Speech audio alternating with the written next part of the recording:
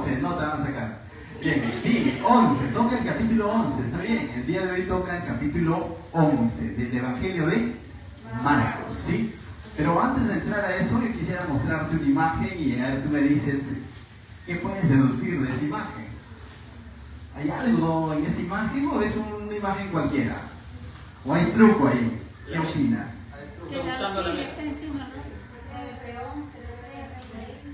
El peón se está viendo como rey, ¿no? Porque en realidad es un peón, pero él se ve al espejo y dice, wow, qué guapo que soy un rey. Algo así, ¿no? ¿Has conocido alguna vez personas así? ¿O te has comportado así en alguna ocasión? Donde de pronto... No he dicho que levanten la mano, tranquilos. Entonces, a veces, y también tal vez has escuchado esa palabra que dice las apariencias engañan, ¿no? Entonces a veces nosotros juzgamos por la apariencia, por el vestido, por los ojos color miel, qué sé yo, ¿no? Pero de pronto nosotros juzgamos de alguna manera de esa, pero en realidad no estamos viendo la esencia de la persona. Y eso se llama la falsa apariencia. Algo de eso vamos a ver el día de hoy. Pero increíblemente, el Señor Jesús, siendo el Hijo de Dios, siendo Rey, siendo el Mesías, ¿qué se hizo? Siervo. Pero no aparentó ser siervo, sino se hizo siervo. Entonces, Él es Rey 100%, pero también es 100% siervo. Él es 100% Dios, pero también se hizo 100% hombre. No aparentó. A diferencia de lo que vamos a ver hoy, situaciones con las que Él se va a presentar por ahí con un árbol, era pura pinta, como decimos nosotros. Después se va a encontrar con los fariseos, que también son pura apariencia. Y para ellos usa un calificativo bien duro. El Señor Jesús les dijo, en algún momento que les dijo, comienza con H, I, P, vamos a decirlo suave, porque no suene condenador, ¿no? Les dijo hipócritas. Es una palabra fuerte. ¿Por qué? Porque ellos trataban de aparentar algo que no era. No confundamos con Jesús. Jesús es Hijo de Dios, se hizo siervo, se hizo hombre, pero se hizo, no es que aparentó ser. A diferencia del ser humano, que muchas veces es algo y quiere aparentar ser otra cosa. ¿Me puede entender? Y eso el Señor lo va a descalificar en el sentido de que lo va a corregir. Y de eso vamos a ver el día de hoy. Entonces, pueden pasar de siguiente diapositiva. El día de hoy vamos a estudiar del verso 1 al verso 20. Y si tendríamos que ponerle un título, he tratado de cortar el título, pero no he podido. El título que yo le he puesto es La humildad y valentía de Jesús versus ¿qué? Versus la apariencia religiosa y corrupta. Porque mientras que en Jesús vamos a ver esas características de humildad, de valentía y sacrificio, por otro lado, en un árbol llamado, o en una higuera, vamos a ver una falsa apariencia. Jesús va a llegar al templo y de pronto se va a encontrar con una corrupción en la casa de Dios, contrario a lo que él estaba, o al carácter de Dios, contrario al carácter de Jesús. Entonces aquí vamos a ver una especie de versus. Primero vamos a ver ciertas características de Jesús y luego vamos a ver ciertas características que él va a corregir. ¿Les parece? Entonces vamos verso a verso. Solamente para entrar en contexto, todavía no lo pase la siguiente diapositiva, para entrar en contexto entendamos lo siguiente. A partir de este capítulo ya entramos a una tercera porción del libro de Marcos.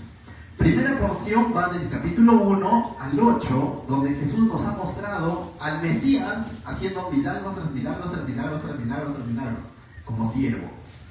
Capítulo 9 y 10 hemos visto al Mesías glorificado, ¿se acuerdan de la transfiguración?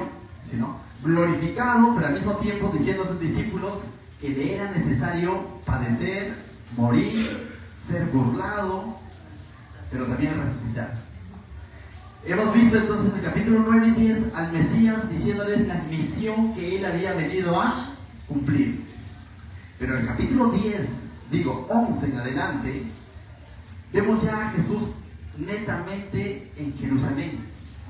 Y aunque Jesús había ido en muchas ocasiones a Jerusalén, por las fiestas de peregrinaje o las fiestas de la Pascua, pero ahora va a ir a Jerusalén con un propósito. ¿Saben cuál es el propósito? Morir.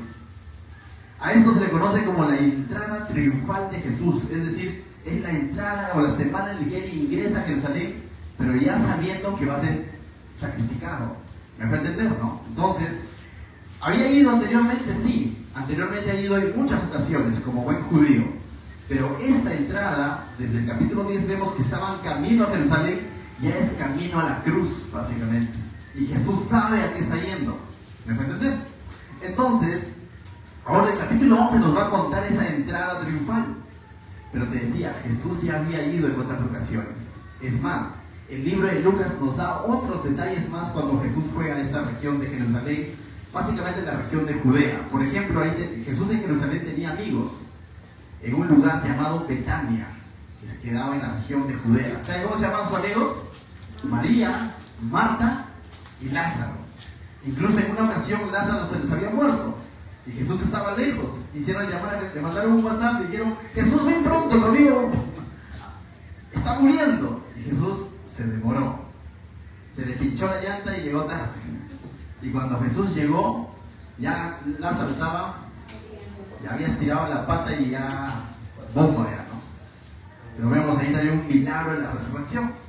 Todo eso sucedió en la región de Judea, en un lugar llamado Betania, vecino de Jerusalén. Entonces Jesús había ido en otras ocasiones, pero a esta ocasión Marcos nos está narrando cuando él ya está en su última semana, bueno, está yendo a morir a la cruz, ¿correcto? Entonces vamos a entrar, necesitamos entrar en ese contexto, sí o sí. El día de hoy lo vamos a ver cuando Jesús entra triunfante a Jerusalén.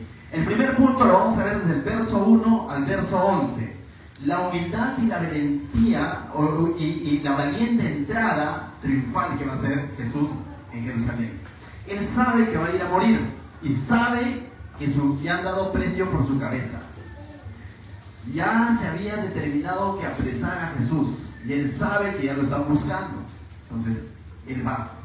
Dice, cuando se acercaban a Jerusalén junto a Betfagé y Betania, de ahí vivía Lázaro, frente al monte de los olivos, Jesús envió 2 de sus discípulos y les dijo: id a la aldea que está enfrente de vosotros, y luego que entréis en ella, hallaréis un pollino, que dice, atado, en el cual ningún hombre ha montado. Desatadlo y traédmelo. Y si alguien os dijere: ¿por qué hacéis eso?, decid que el Señor lo necesita y que luego le devolverá. Entonces, vemos aquí que Jesús va a enviar, dice, a 2 de sus discípulos, ¿no?, para que vayan y traigan un ¿qué? Un pollino, ¿no? Entonces, un pollino. Es decir, Jesús deliberadamente está escogiendo un pollino. ¿Qué es un pollino? Un pollo, dice por ahí, ¿no? Un pollo. ¿Qué es un pollino? Es un asno tierno. ¿Sí? Es un asno tierno. Entonces, no es un asno todavía de fuerza, ¿no?, de carga en sí. No es un asno tierno. Y Jesús está escogiendo, o ha escogido ya este pollino, para que él pueda entrar montando este pollino a Jerusalén. Dices, oye, pero eso como que no cuadra, ¿no? No era normal. Peor todavía para la cultura romana. ¿Sabes cómo entraban los reyes después de que regresaban de las batallas? A lo que se le conocía como la entrada triunfal. Un rey, normalmente, o un guerrero, o un líder, cuando volvía de las batallas, venía un caballo de guerra, no en un pollino. Y no solamente venía él, ¿no? Delante de él, dice, traían a los presos de guerra, traían el botín de guerra y venía todo el ejército en compañías, ¿no? Y el líder iba adelante montando el caballo más grande, más fuerte, más vigoroso, vamos a llamarle, y todo hondo, ¿no? Como si él hubiera peleado. ¿Me entiendes? O sea, como que sí, pero de esa manera reflejaba su victoria. Y nosotros entendemos que Jesús en más de una ocasión les ha dicho que Él es el Cristo. En otras palabras, para los judíos que ya habían creído en Él, les ha dicho que, mínimo para sus discípulos, les ha dicho que Él es el Rey prometido. Ahora este Rey prometido, curiosamente, está escogiendo ¿qué? Un pollino. Pregunto yo, está interesado en aparentar algo? ¿No? Jesús está seguro de lo que Él es y de lo que Él va a hacer y de lo que Él ha venido a hacer a la tierra.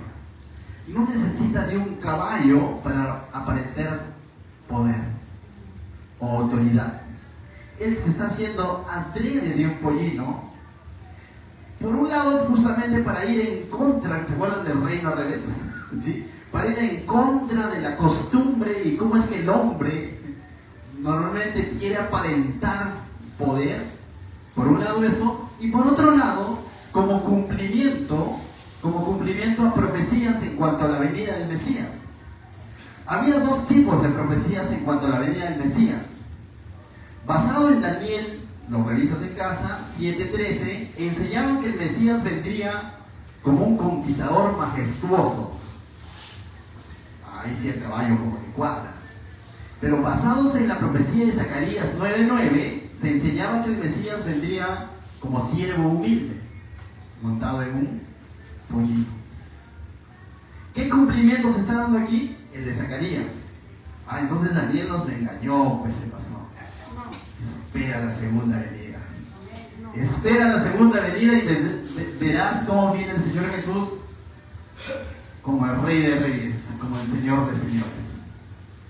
Ninguno de los dos está equivocado, pero Jesús aquí está cumpliendo la profecía de Zacarías 9:9. Está viniendo como siervo humilde, pero triunfante, pero sabiendo que va a triunfar. ¿Me dejo entender? Él sabe que está ingresando a Jerusalén porque va a padecer en una cruz, que va a ser abofetado, todo lo que ha dicho a sus discípulos, pero sabe que finalmente va a triunfar. Para él, eso es su entrada triunfante a Jerusalén. Para un romano sería una burla diciendo, ¿qué es esto? Para un romano eso es una burla, decir, ¿eso es entrada triunfante? No. Pero para Jesús Él está seguro que ha venido a triunfar. Verso 4 dice, fueron y hallaron el pollino atado fuera de la puerta, tal como les había dicho, ¿no? Dice, en el recodo del camino y lo desataron. Y uno de los que estaban allí les dijeron, ¿qué hacéis desatando el pollino? Ellos entonces le dijeron, como Jesús había mandado, y los dejaron. Ahora, se ha pretendido espiritualizar esto diciendo de que bueno, porque Él es el Hijo de Dios y todo lo demás. La Biblia no lo dice necesariamente que haya sido así, porque yo te hago un experimento, ¿no? Si de pronto alguien viene y te dice, de pronto, no sé, bueno, ahí han dejado una moto allá afuera, por ejemplo, ¿no? Viene alguien y comienza a arrancar la moto. Sale su dueña, dice, hey, ¿qué pasa? Y dice, el Señor Jesús me ha mandado. Dice, ya no importa dónde ver nada más, después ¿le dirías? No, o sea, ¿qué pasa con mi moto, no? Lo mismo sucedió acá. Pero este hombre nos deja ir. Entonces algunos espiritualistas que dicen que no, es que este hombre simplemente en una visión, quizás el Señor le reveló. Entendamos, no es la primera vez que Jesús va a Jerusalén. Jesús tenía amistades en Jerusalén, en Betania, en toda esa zona donde se encuentra. Y es más, estaba ahí en Betania, por ahí, por esa altura, ¿no? Entonces, probablemente el Señor pudo haber pactado ya con este personaje diciendo, voy a necesitar tu pollino, ¿no? Entonces, ¿verdad? Entonces no tenemos por qué espiritualizarlo, decir, no, el Señor, simplemente si vemos el contexto, el pollino estaba ahí y el Señor probablemente ya había, porque el Señor no roba a nadie, pues, no va a coger algo ajeno. Este hombre ya sabía, ya probablemente ya tenía un previo acuerdo con el Señor Jesús. Pero también al mismo tiempo vemos la obediencia en los siervos o en los discípulos. Están haciendo conforme el Señor les ha mandado. No le agregaron ni le quitaron nada, porque dice el texto, verso 6, ellos le dijeron como Jesús les había mandado. El Señor les mandó, ellos han ido obedientes, les han preguntado, les ha dicho el Señor le ha mandado, ok, llévalo.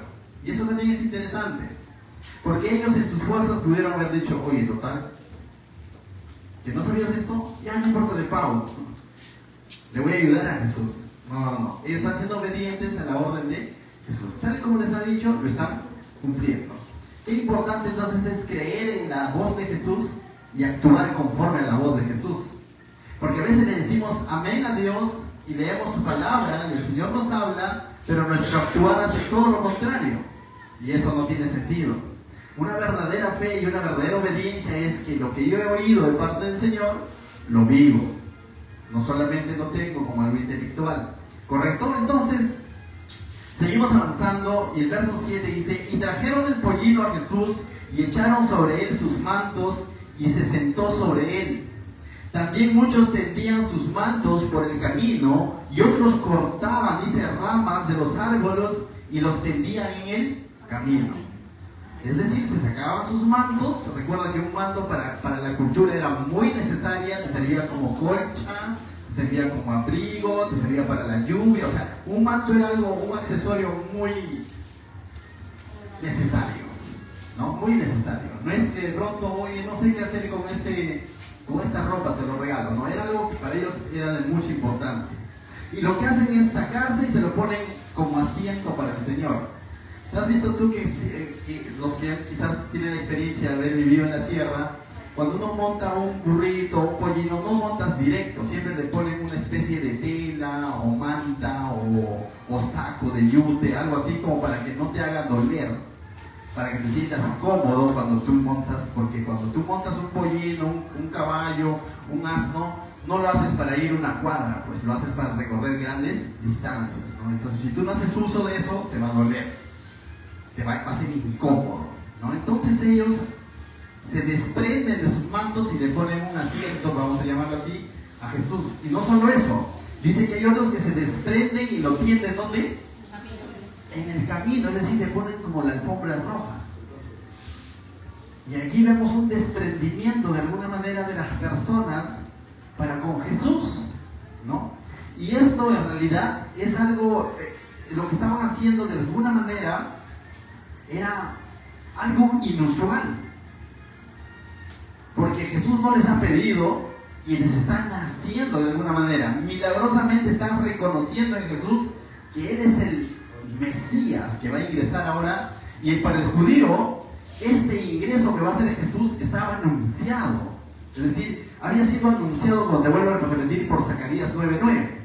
Te lo voy a leer, ¿ya? Yo lo tengo aquí, Zacarías 9:9. Mira lo que decía Zacarías 9:9. Alégrate mucho, hija de Sión. Se está refiriendo a Jerusalén. Dice: da voces de júbilo, hija de Jerusalén. He aquí tu rey vendrá, justo y salvador, humilde, y cabalgando sobre un asno, sobre un pollino, hijo de asna. Esto lo escribió Zacarías cientos de años antes, y ahora lo que Jesús está haciendo es dar cumplimiento a una profecía, y para el judío esto era conocido. Entonces, cuando ellos se identifican y lo vean que ya está con su pollino y va a ingresar y se ha hecho llamar el Hijo de Dios, se ha hecho llamar el Cristo, y es por eso que están pidiendo su cabeza los fariseos, los religiosos.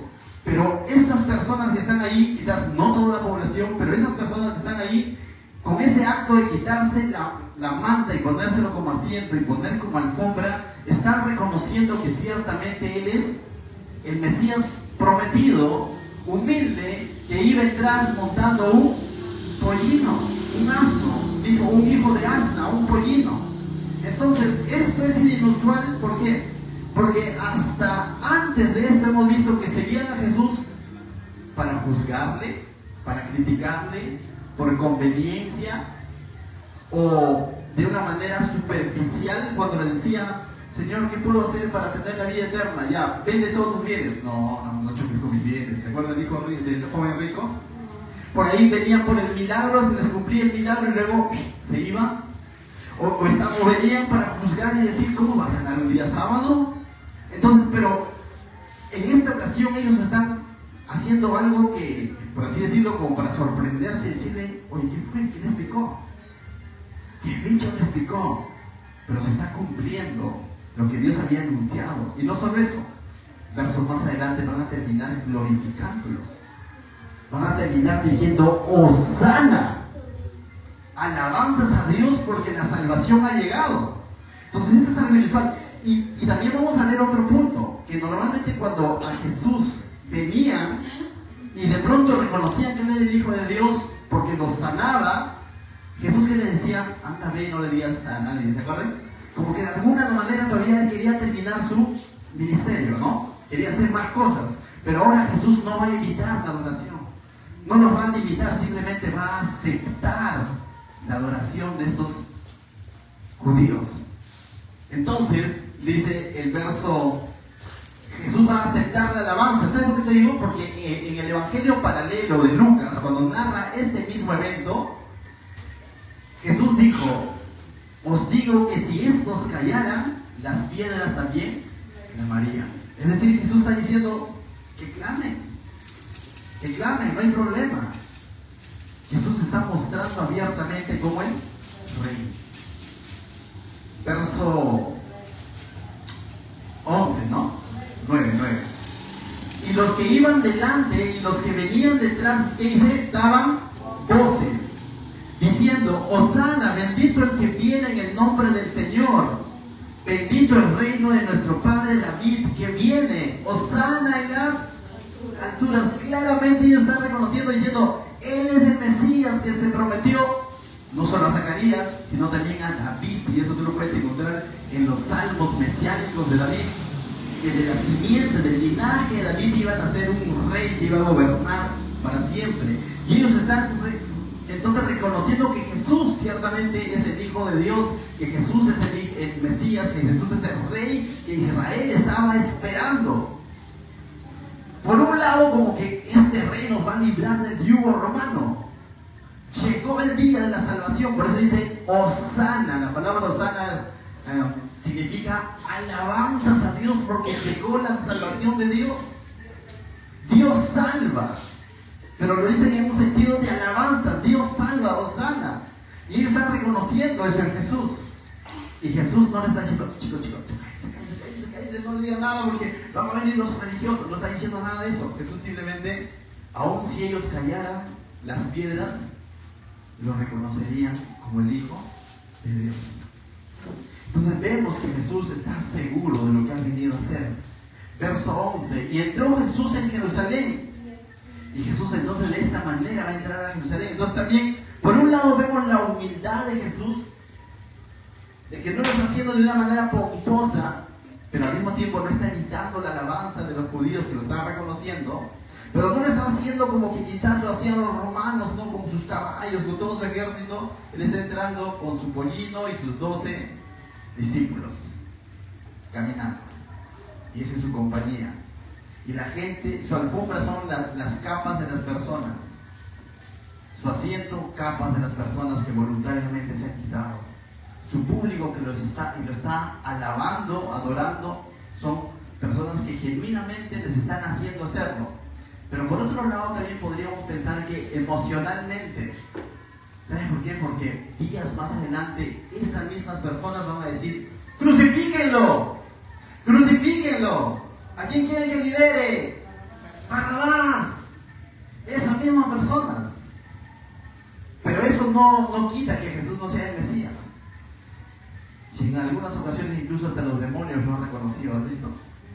Porque Él era Jesús. Entonces, el liderazgo o el reinado de Jesús no está limitado a la alabanza de las personas o al reconocimiento de las personas. Él sabe quién es y a qué ha venido a hacer. Algunos lo niegan, y hoy en día, hoy mismo, muchos niegan la existencia de Dios. Pero eso no significa que Dios no exista. Él existe, porque Él es el que es. Él dijo, yo soy el que soy. Entonces Jesús dice, entra a Jerusalén y entra al templo. Y habiendo mirado, verso 11 estamos, y viendo mirado alrededor todas las cosas, como ya anochecía, se fue, dice, ¿a dónde? A Betania con los 12. Y vemos que Jesús se va a Betania. Si tú ves el mapa, Jerusalén y Betania están bien cerca, están en la región de Judea.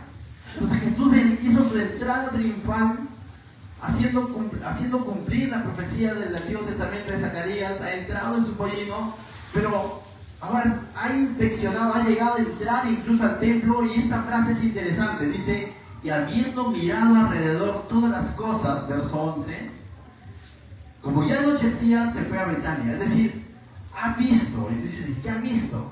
En los siguientes versículos nos van a resaltar qué es lo que él había visto en ese lugar. Pero como rey ha inspeccionado incluso cómo está el templo de Jerusalén. ¿Qué están haciendo en el templo? Recuerda que el templo era la casa de Dios.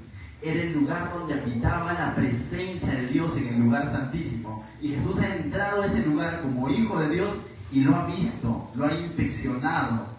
Pero ahora, como ya es de noche, se va a Betania, dice. Ahora, se va a Betania, pero por otro lado entendamos la valentía de Jesús de llegar a Jerusalén y entrar al templo. El Evangelio de Juan nos da un detalle más en cuanto a este pasaje. Juan 11:57 dice: y los principales sacerdotes y los fariseos habían dado orden de que si alguno supiese dónde estaba, lo manifieste para que lo prendiesen. Es decir, lo estaban buscando para poder tomarle preso a Jesús y luego juzgarlo. Pero aún así él ha tenido la valentía de entrar a Jerusalén en su pollino, llegar al templo, inspeccionar y como ya es de noche, irse a Betania. Pero al día siguiente va a volver. Va a volver nuevamente a este templo y va a purificar el templo. Me estoy adelantando un poco. Ahora, versos 12 al 14, vamos a ver ya días después o al día siguiente, cuando Jesús vuelve nuevamente hacia Jerusalén, desde Betania hacia Jerusalén. Y en ese camino se va a encontrar con la falsa apariencia de una higuera. Y aquí vamos a ver ciertas características, no tanto de la higuera, sino de los judíos que estaban rodeando a Jesús. Mira lo que dice el verso 12-13. Dice: al día siguiente, se fue a descansar entonces a Betania. Lo más probable es que se haya ido a descansar, ¿sabes a dónde? A la casa de Lázaro, Marta y María, quienes eran amigos de Jesús y vivían en Betania. Es más, si no me equivoco, el Evangelio de Juan o Lucas nos narra, previo a que Jesús vaya a Jerusalén a morir, hay una María esta que va a enjuagar los pies del Señor con un perfume carísimo. Y eso sucedió, ¿sabes dónde? En la casa de Lázaro, en Betania. Entonces es muy probable que él se haya ido y se haya hospedado en la casa de sus amigos. Pero al día siguiente, mira lo que sucede. Dice: al día siguiente, cuando salieron de Betania, tuvo hambre. Y aquí nos muestra la humanidad de Jesús, ¿no?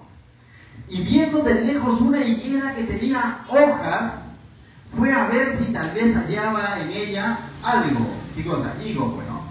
Dice: pero cuando llegó a ella, nada halló sino hojas, pues no era tiempo de higos. Entonces tú podrías decir: pero pastor, ¿qué hace yendo a la higuera si no es tiempo de higos, no? La Biblia está diciendo claro, no era tiempo de higos. Pero aquí hay un detalle con la higuera.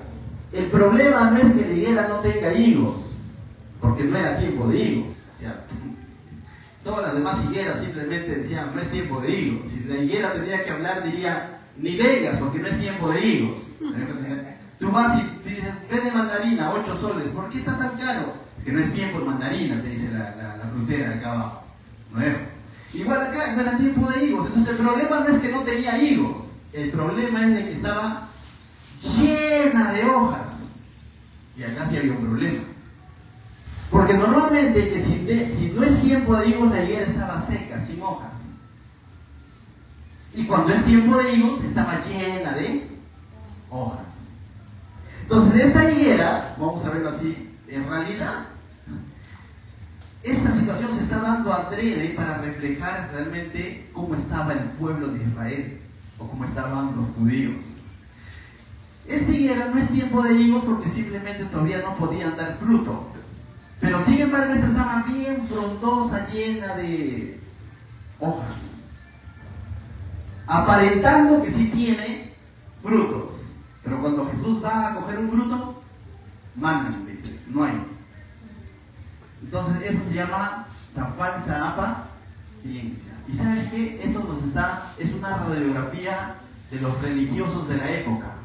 Andaban con vestiduras ostentosas, hacían oraciones en las plazas, ayunaban y dicen: mira cuántos días he ayunado.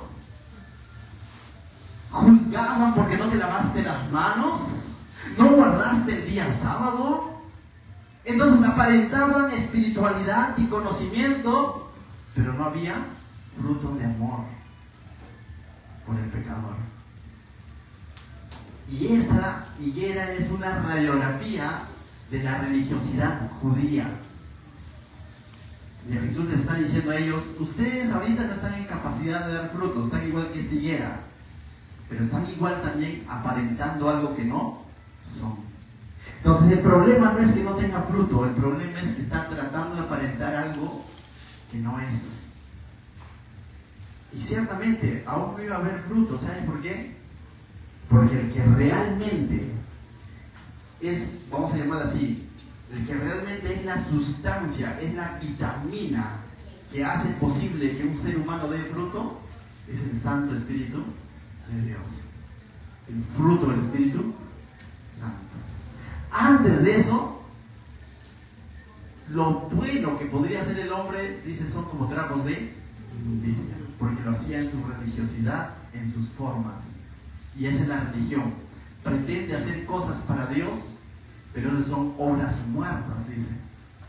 Mientras que el que ha nacido de nuevo, el que ha creído en Jesús, ahora tiene el Santo Espíritu de Dios y tenemos el fruto del Espíritu Santo. Se va a dar de una manera natural. Israel estos judíos, si creían en Jesús y entregaban su vida a Jesús y creían en la cruz de Jesús y lo aceptaban, estos están en la capacidad de dar fruto, como en algún momento lo van a hacer los discípulos, como en algún momento lo va a hacer Pablo mismo. Pablo, antes de Cristo, está haciendo obras para Dios, pero de una manera celosa y religiosa. Pero Pablo, después de su encuentro con Jesús, va a comenzar a servirle a Dios y a dar frutos para el Señor, pero de una manera natural, porque ha nacido de nuevo. Entonces esto está reflejando la religiosidad de aquel entonces. No tanto el problema es como la higuera, y a veces le echamos la culpa a la higuera. Lo que está haciendo Jesús es mostrar al pueblo: así estás tú, le está diciendo. Pero no solo eso, ¿sabes qué? También a veces podría estar representando nuestra religiosidad, ¿por qué no decirlo? A veces nosotros nos ponemos una vestidura religiosa, y cuando el Señor viene a través de un pequeñito a coger un fruto de ti, la pregunta es: ¿encuentra fruto de amor, de paciencia, de benignidad, de templanza, de mansedumbre? ¿O encuentra solamente nuestra religiosidad? ¿Qué coge el Señor de ti? Y recuerda algo también: todo fruto es para el beneficio de alguien más, no de uno mismo. ¿Has visto alguna vez un manzano comiendo su propio manzano? ¿Un higo comiendo su propio higo? Jamás. Alguien más va a comer. Todo fruto que pueda dar el cristiano es para el prójimo, no para uno mismo. Pero ese hecho de ser de bendición para otros es de bendición para nosotros, de parte del Señor, porque estamos siendo útiles en el reino. Entonces, lo que Jesús va a hacer con esta higuera pintosa, vamos a llamarla así, con una falsa apariencia, mira lo que dice.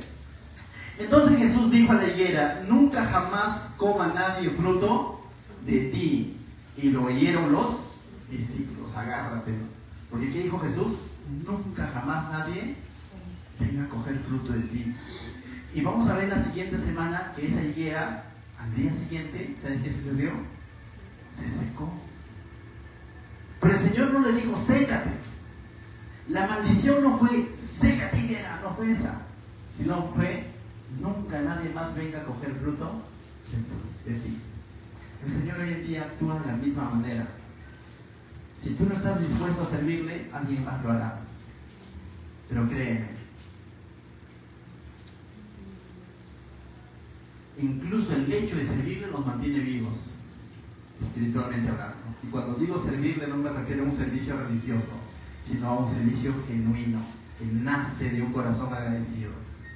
Y si yo me niego a hacerlo, finalmente va a repercutir, pienso yo que estoy viendo por mí antes que ver por otros, pero finalmente repercute sobre mi espiritualidad, porque voy a estar viviendo solamente una religiosidad de domingos.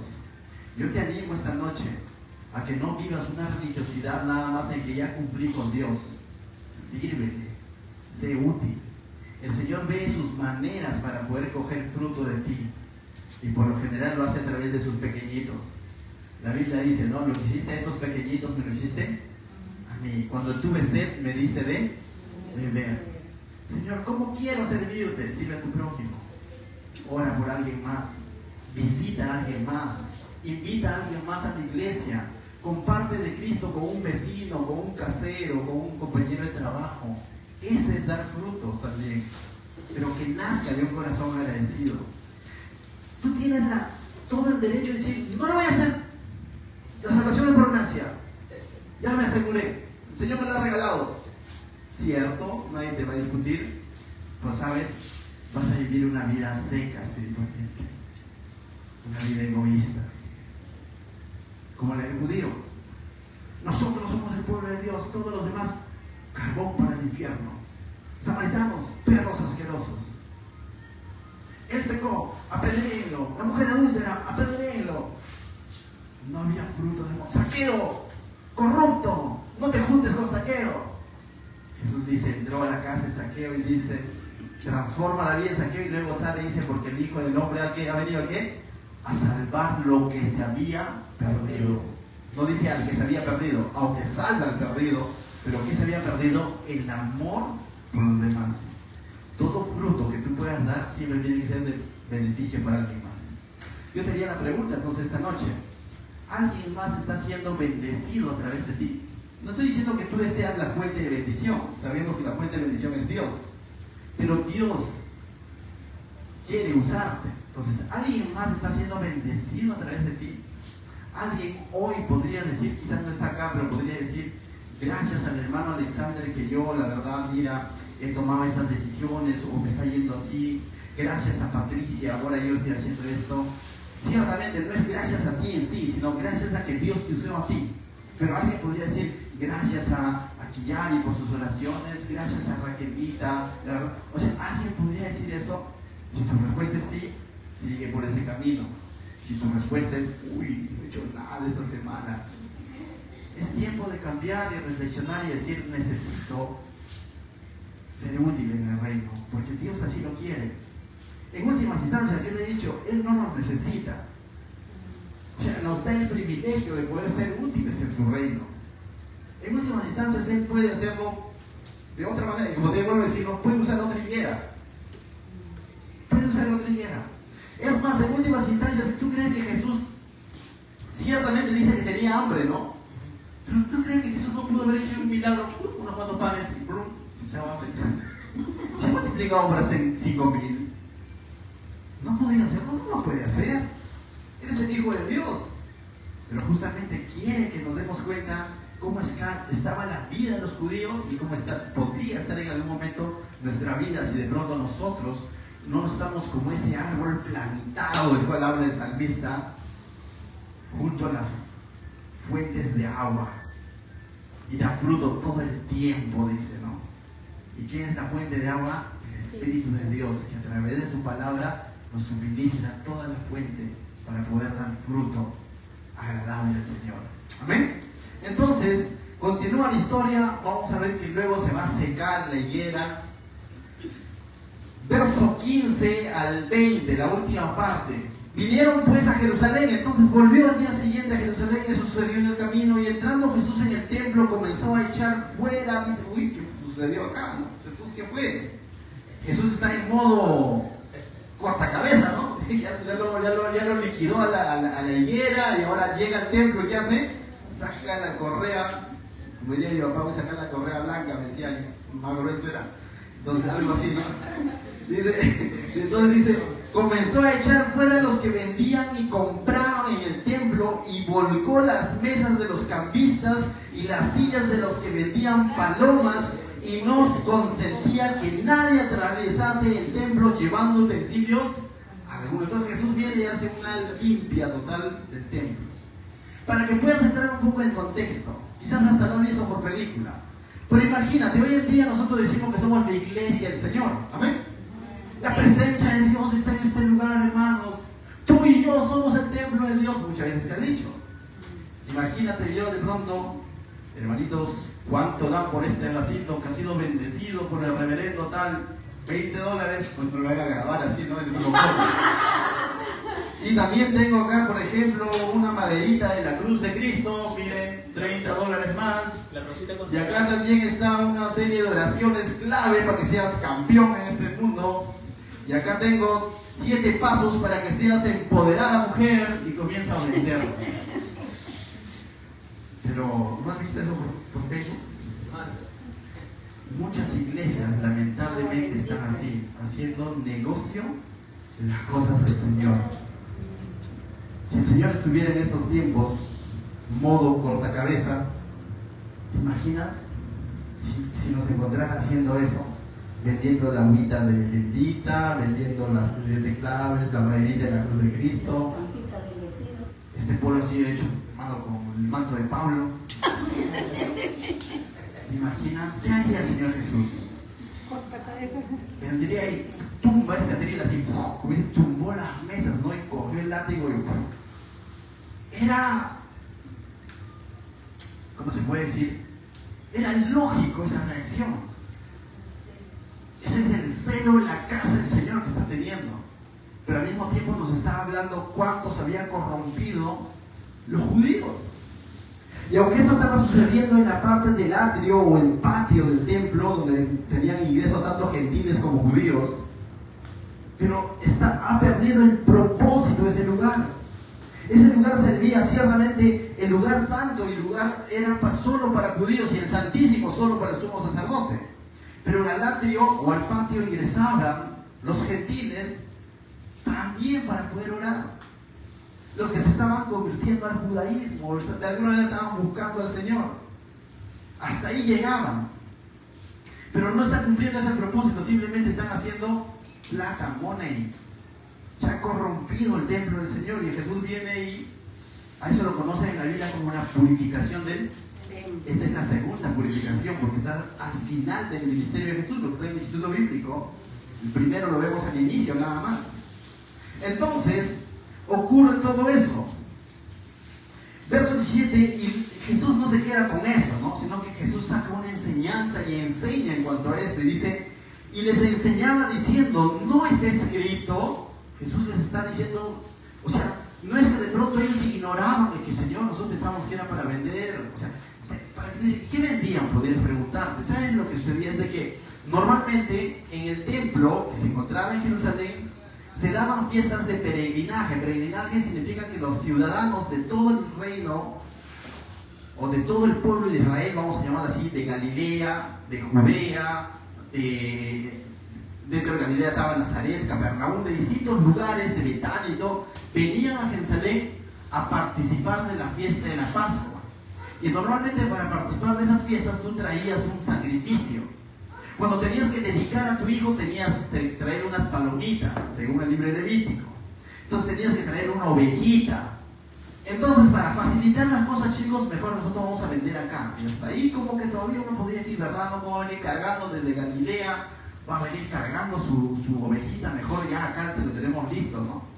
Pero había perdido incluso ese propósito, porque todo era, dice, negocio. El énfasis ya no era facilitar a las personas, sino el énfasis era hacer negocio. Porque mira lo que dice el texto. Y les enseñaba diciendo, no está escrito, mi casa será llamada casa de oración ¿para quiénes? O sea, el Señor ya lo había dicho, y Jesús estaba apelando a algo escrito. Estaba determinado que ese espacio iba a ser un lugar de oración. ¿Solo los judíos? No, para todas las naciones. Pero no estaban cumpliendo eso. Mas ustedes habéis hecho, ¿qué dice? Cueva de ladrones. Y le pone un calificativo bien fuerte. De lo que iba a ser casa de oración, ustedes lo han hecho cueva de ladrones para tu propio beneficio. La iglesia, hoy en día, siendo un poco más contemporáneos, hoy en día ya no hay templo. No existe templo en Israel. La última vez fue destruido por los romanos en el año 70, 27 años después de que Jesús muere. Desde ahí no se ha reconstruido todavía el templo. Según el libro de Apocalipsis se va a reconstruir, pero ahorita no hay. Entonces dices, ¿y ahora qué fue? ¿Dónde lo adoramos al Señor? Cuando Jesús conversó con la mujer samaritana, le dijo, ¿no? Vendrán días donde no le adorarás ni en tu pozo, ni acá en el templo, sino donde el Señor está buscando que lo adoren en espíritu y en verdad. Y se estaba refiriendo a la iglesia viviente del Señor, es decir, a ti y a mí. Hoy en día adoramos al Señor cada vez que nos reunimos como iglesia. Es más, Pablo enseña en los Corintios que tú eres templo del Espíritu Santo y que la reunión de creyentes también es templo del Espíritu Santo y que la presencia de Dios mora en ese lugar. Entonces hoy en día podríamos decir que nosotros somos iglesia. Si nos reunimos en el parque, seguimos siendo iglesia, seguimos siendo iglesia. Si nos reunimos en Santa Rosa, seguimos siendo iglesia. Es más, antes no teníamos un espacio en Santa Rosa, nos reuníamos en la calle, somos iglesia, porque la iglesia no está encuadrado en 4 paredes. Ah, que mi iglesia es más bonito porque tiene mármol y todo lo demás. Mira, la iglesia no es un local. La iglesia es el grupo de personas que han respondido al llamado genuino del Señor. Y el propósito de la iglesia, Pablo le dice a Timoteo.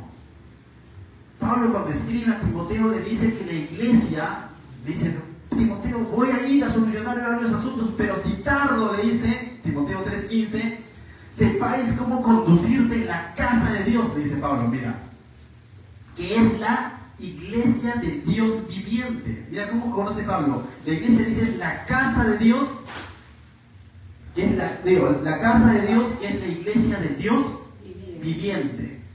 Columna y baluarte de la verdad. Entonces Pablo ahí nos dice unas cuantas verdades. Que ahora la casa de Dios, ¿quién es? La iglesia. El conjunto de creyentes genuinos que se reúnen y que somos columna y baluarte de la verdad. ¿Qué significa? Que tenemos la verdad. Pero no es que la verdad nace de nosotros, sino que nosotros somos responsables de proclamar, anunciar la verdad. Un baluarte, una columna era como un estandarte, algo que anunciaba algo, que sostenía algo. Nosotros somos llamados a proclamar la verdad del Señor. Pregunto hoy en día, ¿estaremos cumpliendo ese propósito? Si nos reunimos solo para celebrar cumpleaños, ok, debemos celebrar, ¿no? Pero si solamente eso fuese la finalidad de nuestras reuniones, pasarla bien, y no abrimos esta palabra y no la predicamos, o si nos reunimos para venderles la agua bendita del Jordán, entonces hemos perdido el propósito. El Señor vendría y nos diría, cueva de ladrones. Pero si estamos cumpliendo el propósito del Señor, estamos siendo columna y baluarte de la verdad, estamos adorando a Dios, estamos permitiendo que su presencia se mueva en tu vida, en mi vida, y estamos glorificando su nombre y más personas están siendo bendecidas, entonces estamos en buen camino. Estamos cumpliendo el propósito para el cual el Señor nos ha llamado a ser templo del Espíritu Santo. De no ser así, créeme que probablemente viene el Señor y eso no va a suceder, pero sí ya te imaginas su desagrado, ¿no? Te imaginas su desagrado. Dice, y así, entonces 18, vamos a terminar, dice. Y lo oyeron los escribas y los principales sacerdotes, y ellos pudieron haber dicho, Jesús, qué bueno que hayas hecho esto. La verdad, ya necesitábamos esto, pudiera haber sido, ¿no? Como personas, escribas y sacerdotes, como responsables de administrar ese lugar. Los sacerdotes pudieron haber dicho eso, ¿no? Jesús, verdad, hace rato era que hagamos eso, tienes razón. Qué bien que has votado a esos comerciantes. ¿Le dijeron eso? No, dice, y buscaban cómo matarle, ¿vale? O sea, escucha lo que Jesús ha hecho, cómo ha limpiado y le está diciendo, hemos convertido el templo del Señor en casa de ladrones. Y ellos, entonces esto habla de que ellos también estaban confabulados con esos comerciantes. No solamente eran los comerciantes gentiles, ellos estaban confabulados en todo este asunto. Entonces dice, porque le tenían miedo por cuanto todo el pueblo estaba admirado de su enseñanza, de su doctrina. Entonces el pueblo estaba abriendo los ojos diciendo, definitivamente tiene razón, el templo era casa de oración, no era para hacer negocio. Y los sacerdotes que debían preservar todas estas cosas, más bien se le van encima a Jesús y pretenden matarle. Verso 19, pero al llegar la noche Jesús salió de la ciudad, dice, y pasando por la mañana vieron que la higuera se había secado desde la raíz. Finalmente esta higuera está mostrando a todos aquellos religiosos cómo iban a terminar secos. y terminaron secos, créeme. Por no reflexionar, por no cambiar, por no escuchar el mensaje de Jesús. Terminaron secos, aparentando espiritualidad, pero en el fondo estaban corrompidos. En el fondo estaban comportándose de una manera hipócrita. Y esto también podría ser hoy en día un llamado a la atención para la iglesia actual del Señor. ¿Cómo está nuestra vida de manera individual y como iglesia? Si solo estamos viviendo una religiosidad, ten cuidado, puedes terminar secándote. Pero si realmente estás, hoy has escuchado la palabra de Dios y dices, no, tengo que buscar de una manera genuina al Señor, tengo que imitar su humildad, su valentía, su determinación, su sacrificio. No necesito de hacerme máscaras para representar la espiritualidad, sino necesito ser simplemente hijo de Dios. Estás en buen camino. Amén. Finalmente, mis hermanos, vamos a ver unas cuantas aplicaciones prácticas. Primera aplicación, dice, tú puedes ser el pollino o tener un pollino. ¿Qué hizo el pollino? Estuvo dispuesto para que el Señor lo utilice ¿a dónde? Ingrese a Jerusalén y en Jerusalén puedan verlo como el rey. Tú puedes ser ese pollino. Ciertamente, el Señor no te va a montar, pero el Señor te puede usar para reinar en el corazón de otras personas. ¿Estás dispuesto a la pregunta? Y recuerda, el Señor no te necesita, sino el Señor te quiere dar ese privilegio. Conozco un pastor, John Bonner, y él puso en su foto de perfil de Facebook, normalmente ponemos la mejor foto, ¿no? Yo tengo ahí con Sophie, pero normalmente no, él puso un burro, un asno. Y ¿qué fue? Dije, ¿no? Y luego vi su reflexión, decía, somos un pollino para el Señor. Ya, prefiero ser un pollino del Señor que ser un caballo del diablo. ¿Me voy a entender? Prefiero ser un pollino del Señor que ser un caballo del diablo. Si el Señor usó un burro, también te puede usar a ti, que nos puede usar a nosotros. Pero tenemos que ser mansos y dispuestos como ese pollino. Entonces el Señor te da el privilegio de servirle. Ve, ¿estás dispuesto a servirle al Señor? Sería la pregunta. Yo creo que solo el examen de Sofía. ¿Estás dispuesto a servirle al Señor? Ven. ¿En quién estás sirviendo? ¿Ya le estás sirviendo? ¿Sí? Si la respuesta es sí, continúa en ese camino. Y la respuesta es como que, uy Señor, esta parte no copié. Entonces es momento de orar y reflexionar esta noche y decir, Señor, ¿en qué te puedo servir? Necesito servirte, quiero servirte. Una manera de servir, ¿sabes cómo es? Hablando de Cristo e invitando a las personas a su iglesia. Punto D. Cuéntale. Una manera de servir al Señor es, ¿sabe qué? Hablando de Cristo, invitando a otros a la iglesia. ¿Estás hablando? ¿Esta semana has hablado a alguien más del Señor? ¿Has invitado a alguien a la iglesia? Yo soy invitado. Katia, eres mi invitada. Ya, entonces, invita.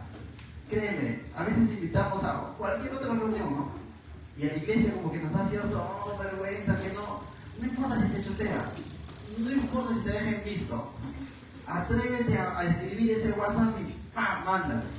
Pero invita a alguien más. Ese es servirle al Señor, así de sencillo. Y ya vas a estar haciendo ya ese pollino que el Señor necesita. Entonces, sírvele al Señor. Si cumples tu función, recuerda, siguiente punto, si cumples tu función, otros también van a glorificar al Señor. Este pollino, o el dueño de este pollino, cumplió su compromiso.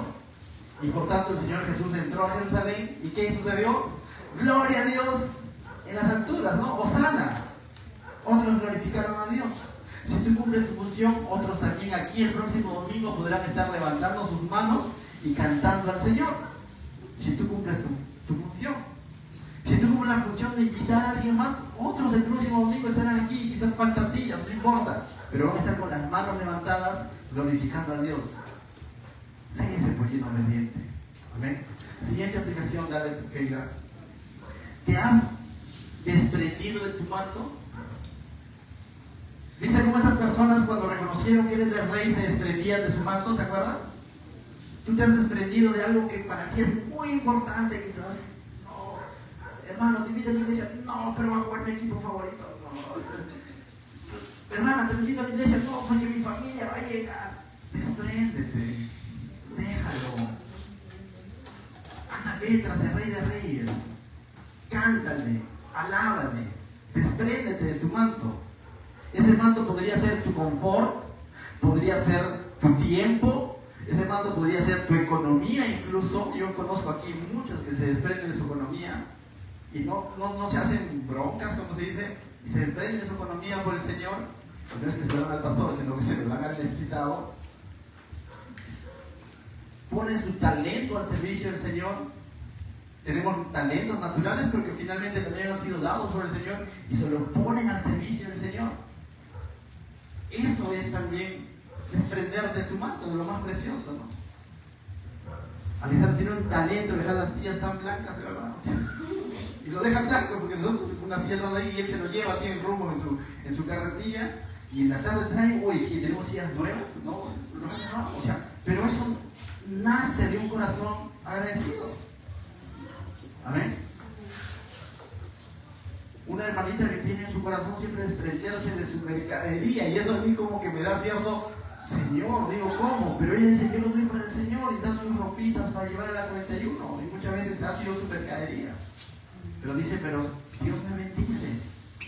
¿Cómo uno le puede decir, no, ¿cómo vamos a...? No, dice, pastor, llévelo, entrégaselo a las personas en la 41, en Santa Rosa. Se está desprendiendo de su manto. Entonces, ¿ya te has desprendido? Si no lo has hecho, despréndete de tu manto. Siguiente aplicación 3 dice, ¿cómo te va con la humildad y la valentía? ¿Cómo te va? ¿Cuántos son humildes? Levanten la mano. Los atrapé, varios lo vi así. ¿Sabe que no solo se trata de que digamos, siguiente punto ahí, no solo se trata de que digamos, soy humilde, sobre todo que se note, sobre todo se trata de vivirlo, que se note en tu conducta, tanto tu humildad como tu valentía. Jesús no fue diciendo, soy humilde, soy humilde, soy humilde, sino en sus acciones vemos la humildad en Jesús. En sus acciones vemos su sacrificio. Él está siendo consecuente con lo que ha dicho. Entonces no se trata de decir nada más, estoy orgullosamente humilde. Ese ya pecó de orgulloso, ¿no? Porque lo contrario. Tengo el orgullo de ser el más humilde de esta iglesia. Entonces, eso ya fue, ¿no? Entonces no es así, sino que se ve en tu conducta, como el Señor Jesús. Siguiente punto. Si Jesús viene a coger fruto de ti, la pregunta es, ¿encontraría? Ahorita, el Señor Jesús viene y dice, uy, te veo frondoso, te he visto cantando, te he visto ahí adorando al Señor, te he visto con tu Biblia en la mano, entonces pareciera que eres cristiano, ¿no? Entonces viene y quiere coger fruto de ti, ¿encontraría? ¿Por qué duda? ¿Por qué duda? ¿No sabemos?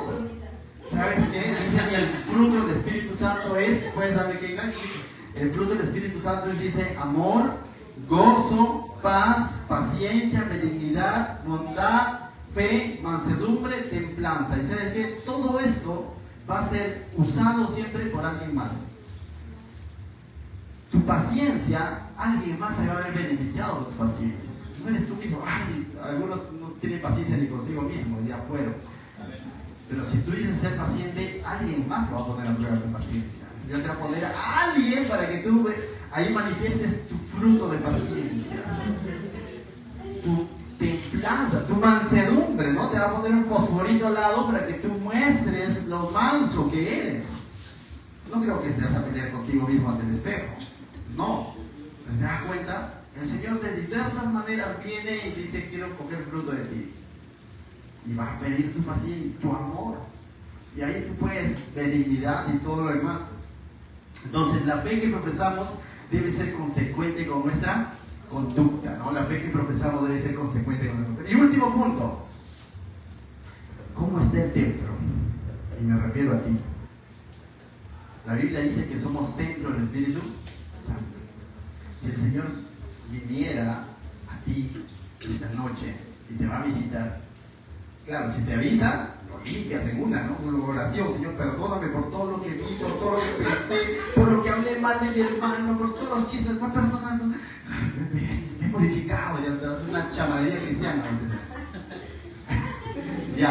Pero si viene de una manera inopinada, viene y quiere ver cómo está tu templo, ¿qué encontraría? ¿Corrupción? ¿Conveniencia? ¿Juego de ladrones? ¿Qué encontraría? Si el Señor visitara nuestra iglesia, Jesús Salvador, ¿qué encontraría? Comenzando desde el pastor, ¿qué encontraría? Es algo que debemos de preguntarnos constantemente. A veces como que vemos bien lejano la venida del Señor, ¿no? Pero nos olvidamos que su Santo Espíritu está constantemente aquí. Y que si estamos haciendo algo que no agrada, que no está de acuerdo a las cosas del Señor, se contrista. Más que un látigo, yo creo que debería dolernos que se contriste. Eso debería dolernos más. Cuando somos hijos ya maduros, nos damos cuenta que más que un látigo de papá, nos duele ver a papá triste, decepcionado. Eso duele más. No decepcionemos al Señor. No esperemos que haya un látigo. No decepcionemos en el sentido de que constantemente estemos manteniendo limpio este templo. ¿Y cómo lo vamos a mantener limpio? Lógicamente, con su palabra. ¿Amén? Con su palabra y con la guía del Espíritu Santo. Entonces, tú eres el templo del Señor, conságraselo al Señor, cumple el propósito para el cual Él te ha llamado y siempre mantén lleno la presencia de Dios. Si no, va a ser puro cascarón nada más. Puro Biblia en la mano, pero por dentro tu corazón podría estar podrido. Y el Señor no quiere encontrar eso. Quiere encontrarte con tu Biblia en mano, pero sobre todo con cada principio de la Biblia grabado en tu corazón. ¿Qué tal si oramos ahí en nuestros lugares, nos ponemos de pie?